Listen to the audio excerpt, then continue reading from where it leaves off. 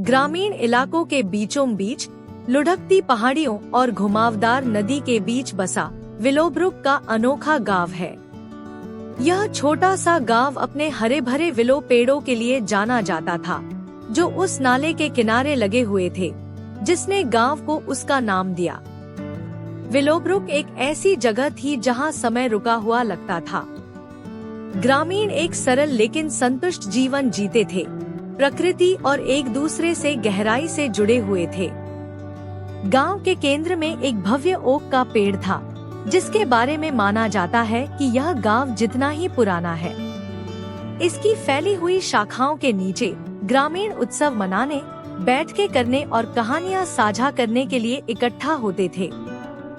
ऐसी ही एक कहानी गांव की सबसे प्रिय परंपरा लालटेन के त्योहार के बारे में थी।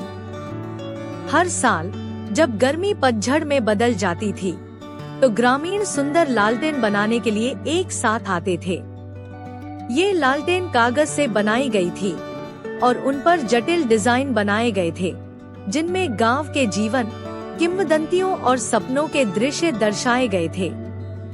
गांव वालों में युवा लीला भी थी, जो एक जिज्ञासु और कल्पनाशील लड़की थी, जिसे बुजुर्गों से पुरानी कहानियां सुनना बहुत पसंद था।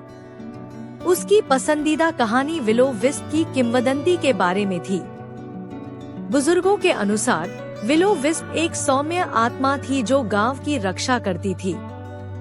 ऐसा कहा जाता है कि लालटेन के त्योहार की रात को आत्मा ग्रामीणों को सबसे बुरे समय में मार्गदर्शन करने के लिए प्रकट होती थी। लीला ने विलो विस्प को खुद देखने का दृढ़ निश्चय किया था। उसने कई सप्ताह बिताए और गांव और उसके लोगों के दृश्यों को चित्रित करते हुए एक आदर्श लालटेन तैयार की। जैसे ही त्योहार की रात आई, गांव सैकड़ों लालटेन की गर्म रोशनी से जगमगा उठा। लीला की लालटेन सबसे अलग दिख रही थी। इसकी रोशनी ऐसे टिमटिमा रही थी जैसे कि उसमें कोई विशेष जादू हो। जैसे जैसे आधी रात करीब आई, ग्रामीण नाले के पास इकट्ठा हुए और अपने लालटेन पानी में छोड़े। यह नजारा मंत्रमुग्ध कर देने वाला था। नाला तारों की नदी जैसा दिख रहा था। लीला विस्मय से देख रही थी। उसे विलो विस्प की एक झलक पाने की उम्मीद थी। अचानक नाले के दूर किनारे पर पेड़ों के बीच एक नरम चमक दिखाई दी। यह विलो के बीच से गुजरते हुए सुंदर ढंग से आगे बढ़ रही थी।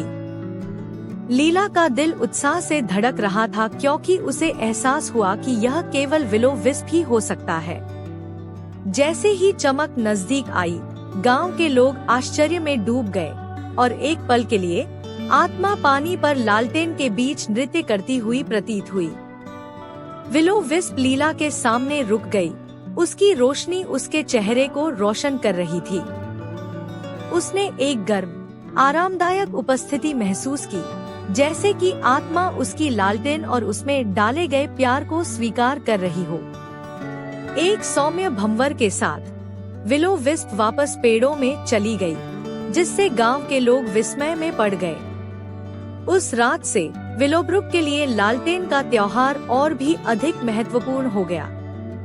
ग्रामीणों का मानना था कि विलो विस्प ने उन्हें आशीर्वाद दिया था और उन्हें अपने लालटेन पर बहुत गर्व था, जिनमें से प्रत्येक आशा, एकता और उनके प्यारे गांव की स्थायी भावना का प्रतीक था। और लीला के लिए वह एक कहानीकार बन गई, जिसने विलो विस्प की कहानी को नई पीढ़ियों के साथ साझा किया, यह सुनिश्चित करते हुए कि विलोब्रुक का जादू हमेशा के लिए जीवित रहेगा।